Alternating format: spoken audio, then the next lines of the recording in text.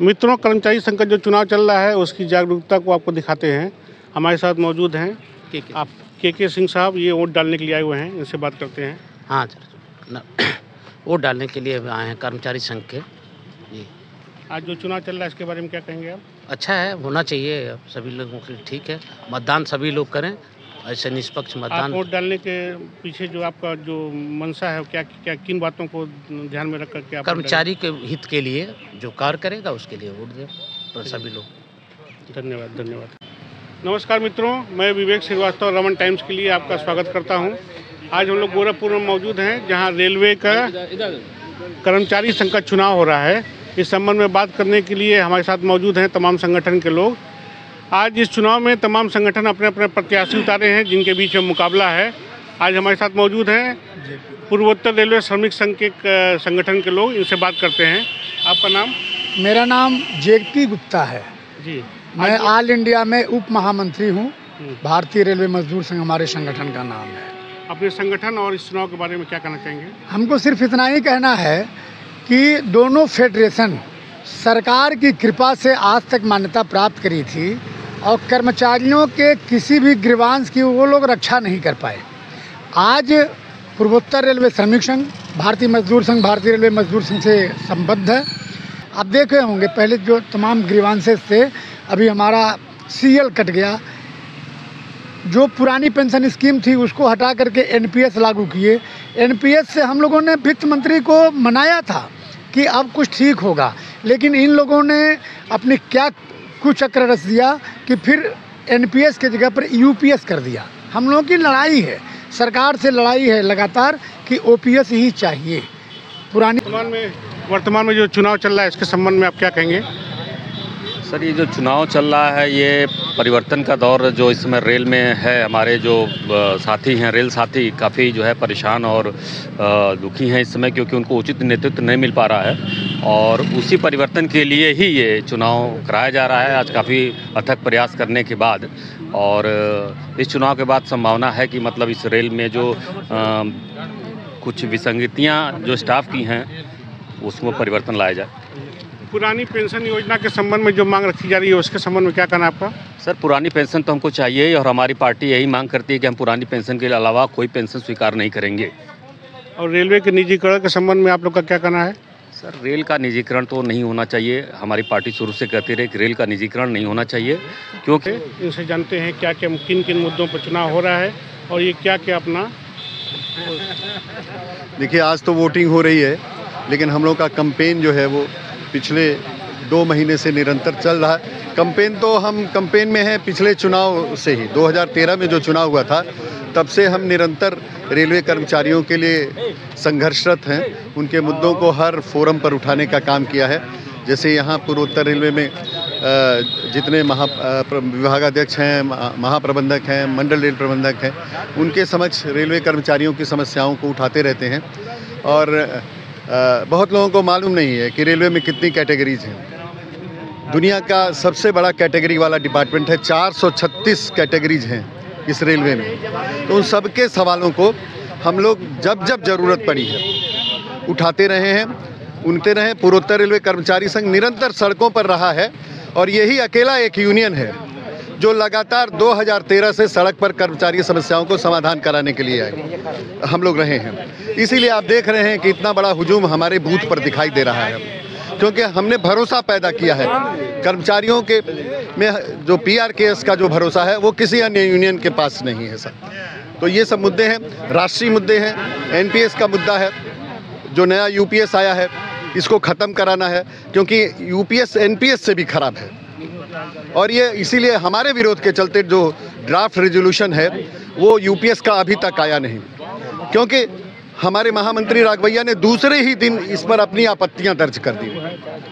दूसरा जो फेडरेशन है, हमारा सिस्टर फेडरेशन है, वो उसके महामंत्री लगातार इसके पक्ष में, यूपीएस के पक्ष में प्रेस कॉन्फ्रेंसेज और मीडिया में अपनी बातें कहते रहे हैं। इसको लेकर उनके खिलाफ बहुत नाराज़गी है और वो इसके समर्थन में है, क्योंकि ये जो ड्राफ्ट आया है इसका यूनिफाइड पेंशन का, उसको तैयार करने में AIRF के महामंत्री शिव गोपाल मिश्रा की सबसे अहम भूमिका है। ये सब चीज़ें प्लान करके आई हैं। तो प्रधानमंत्री की बैठक में प्रधानमंत्री ने तो कोई आश्वासन नहीं दिया, लेकिन ये तब से उनकी ढपली बजा रहे हैं कि UPS बहुत अच्छा है, UPS अब NPS लागू नहीं होगा, कर्मचारी अब पेंशन के लिए आंदोलन नहीं करेंगे। ये सब बातें वो कह रहे हैं, जिसको लेकर कर्मचारियों में उनके खिलाफ बहुत व्यापक आक्रोश है। और इन्हीं सब चीज़ों को लेकर हम लोग चुनाव के मैदान में हैं। हम 8वां वेतन आयोग जो है उसको घोषित करने की मांग निरंतर करते रहें, क्योंकि हर 10 साल पर वेतन आयोग आता है और पिछला जो वेतन आयोग है उसमें ये लिख दिया जाता है कि इस साल अगला वेतन आयोग आया। लेकिन 7th CPC जब आई तो उसमें इस बात का कोई जिक्र नहीं था कि 8वां वेतन आयोग कब आएगा। तो इसकी भी लड़ाई हम लोग लड़ रहे हैं। हम लोग निजीकरण के बारे में निजीकरण के खिलाफ हम लोग हैं। निजीकरण तो हम निजीकरण का मतलब इस देश के भविष्य के साथ खिलवाड़। रेलवे सबसे बड़ा ऑर्गेनाइजेशन है, हम सबसे बड़े एम्प्लॉयमेंट के बैंक हैं, हम युवाओं के आशा का केंद्र हैं। तो हमारे देश के युवाओं को स्थायी रोजगार नहीं मिलेगा यदि रेलवे में निजीकरण होगा तो। और रेलवे में अगर निजीकरण करने में भारत सरकार सफल हो गई तो कोई ऐसा विभाग नहीं है जो बिना निजीकरण के रहेगा, क्योंकि ये सबसे बड़ा ऑर्गेनाइजेशन है, सबसे ताकतवर ऑर्गेनाइजेशन, इसकी यूनियन सबसे ताकतवर है। इसलिए हम लोग निजीकरण, और जैसे कुछ सरकार के डिपार्टमेंट्स होते हैं जो मोनोपोली सेक्टर है, उसमें किसी और का इंटरेस्ट नहीं होना चाहिए, किसी का इंटरफियरेंस नहीं होना चाहिए। आमतौर पर देखा जाता है कि संगठन केवल सरकार के कार्यों का विरोध करती है और सरकार के जो अच्छे काम हैं उनका भी विरोध करती है संगठन। ऐसा नहीं, कोई अच्छा काम आप बता दीजिए।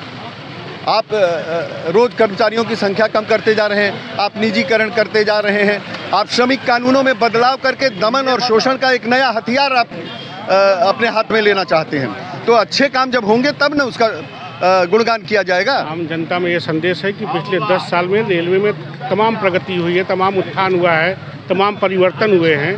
वो किसकी बदौलत हुए हैं?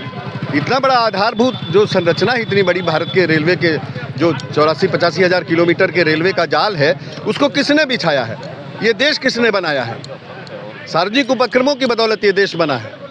अब इस पर प्राइवेट लोग, हम प्राइवेटाइजेशन के विरोधी नहीं हैं। अदानी को बनाना है तो अपनी नई रेलवे ज़मीन खरीदो और बना लो अपने स्टेशन, हमसे बेहतर होगा, तुम्हारी गाड़ी पर चढ़ेंगे लोग। लेकिन हमारे बनाए इंफ्रास्ट्रक्चर पर आप क्यों कब्जा करेंगे? ये किसने खड़ा किया है? ये जो आप ट्रैक्शन लाइनें देख रहे हैं, पहाड़ों पर जो बिजली की लाइनें हैं, ये बांध, ये किसने बनाए हैं? ये तो सरकारी कर्मचारियों की देन है, ये उनकी मेहनत की कमाई है, जिस पर ये देश आज दुनिया में अपना नाम जो है कर रहा है। सामरिक क्षेत्र में, आर्थिक क्षेत्र में जो भी प्रगति हुई है उसमें सरकारी कर्मचारियों की सबसे अहम भूमिका है। और अगर प्राइवेटाइजेशन सबसे अच्छा है तो पूरा प्रधानमंत्री कार्यालय, पार्लियामेंट प्राइवेट कर दो, क्यों नहीं करते हो?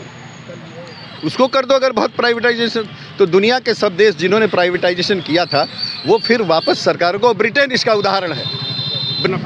मेरा नाम अरविंद कुमार सिंह है, मैं पूर्वोत्तर रेलवे कर्मचारी संघ का ज्वाइंट जनरल सेक्रेटरी हूँ, NFIR का सेंट्रल वर्किंग कमेटी का मेंबर हूँ। यही आपसे कहना है। ठीक है, धन्यवाद। इनसे बातचीत करते हैं। वर्तमान जो चुनाव चल रहा है इसके संबंध में आपका क्या कहना है? वर्तमान समय में जो चुनाव हो रहा है, ये चुनाव तो वास्तव में यूनियन की मान्यता के लिए हो रहा है, लेकिन इसके पीछे एक तथ्य छिपा हुआ है, पुरानी पेंशन। क्योंकि जो रेलवे बोर्ड माता फेडरेशन है, AIRF NFIR, उन दोनों लोगों ने 2004 में NPS लिए समझौता कर लिया था और 20 वर्ष के कर्मचारी संघर्ष करते रहे। और उस संघर्ष का जब परिणाम आने का समय आया तो इन लोगों ने फिर साइन कर लिया UPS पर। वह UPS अभी लागू नहीं है, वो लागू होनी है अप्रैल 25 से। उसके पहले चुनाव हो रहे हैं। यह चुनाव अब एक मतदान से 2 चीज़ें तय होंगी कि कर्मचारी को पुरानी पेंशन मिलेगी कि नहीं मिलेगी। अगर कर्मचारी अपने एसोसिएशन से, जात से, धर्म से और संगठन से ऊपर उठ करके एक मत होकर मतदान करता है और फेडरेशन की हार होती है तो पुरानी पेंशन मिलने की गारंटी बन जाती है। आपका परिचय?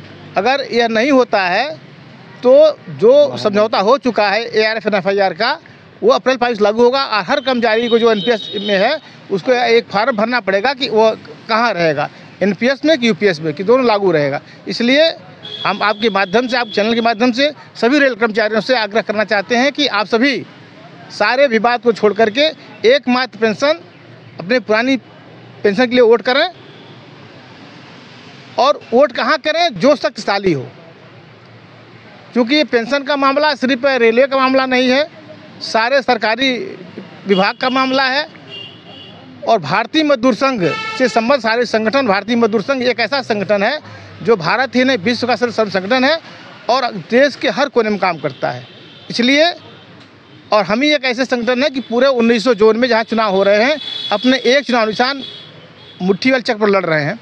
तो मेरा सभी कर्मचारियों से आग्रह है कि आप सभी मोहर लगाएं मुट्ठी वाले चक्र पर और अपनी पुरानी पेंशन गारंटी पावें। आपका शुभ नाम? बजरंगी देव, महामंत्री पेट्रोलियम श्रमिक संघ। आप क्या कहना चाहते हैं साहब? मैं इसे पुरानी आज जो प्रमुख मुद्दा हमारा है रेलवे में या हमारे जितने कर्मचारी हैं सरकारी, जो बुढ़ापे का एक सहारा माना जाता है पुरानी पेंशन स्कीम, उसको ख़त्म कर दिया गया। और जब हम किसी कार्य लायक नहीं होते हैं, हमारा उम्र दिन पर दिन गिरता जाता है, तो हमारा मेन सहारा पेंशन ही होता है। हम इस मुद्दे पे सरकार से लड़ते हैं। इन लोगों ने सरकारी कर्मचारियों के साथ धोखा किया जो फेडरेशन में है, और इस फेडरेशन के खिलाफ हम अगर जीत के आते हैं तो हमारा पहला मुद्दा पुरानी पेंशन स्कीम सरकार से लड़के लागू कराने का रहेगा। और दिनेश चंद पांडे, मीडिया प्रभारी, पूर्वोत्तर रेलवे श्रमिक संघ। ठीक है, धन्यवाद धन्यवाद। मताधिकार का प्रयोग कर रहे हैं, आइए बात करते हैं। किन किन मुद्दों को लेकर के आप लोग वोट डालने जा रहे हैं भैया? स्पेशली ओपीएस के लिए। अच्छा, क्या दिक्कत है उसमें? बस ओपीएस चाहिए इसके लिए, ओल्ड पुरानी पेंशन योजना। पुरानी पेंशन योजना। और क्या मांग है आप लोगों की? मेनली उसी पे फोकस है अभी फिलहाल। आप क्या कहना चाहते हैं भैया? जी सर, ओल्ड पेंशन ओपीएस किन सबसे बड़ा मुद्दा तो ओपीएस का है सर। अच्छा, ओपीएस का मुद्दा सबसे बड़ा मुद्दा है इसी पे। किन मुद्दों को ध्यान में रख के भैया वोटिंग कर रहे हैं आप लोग? सबसे बड़ा मेन मुद्दा भैया ओपीएस है हमारा, कि हम लोगों को पुरानी पेंशन बहाल होनी चाहिए सभी लोगों की, जो भी नए कर्मचारी हैं, क्योंकि पुराने लोग हैं उनको पेंशन मिल ही रहा है, लेकिन एक सहारा होता है बुढ़ौती में जब आप बूढ़े हो जाएंगे, तो इतने दिनों की सेवा के बाद जो है पेंशन मिलनी चाहिए। तो मेन मुद्दा वही है। क्या नाम है आपका? अखिलेश भट्ट। मेरा मुद्दों को लेकर के आप? मेरा ही मुद्दा वही है, मुद्दा एक ही है, ओपीएस। एक ही मुद्दा ओपीएस। ठीक।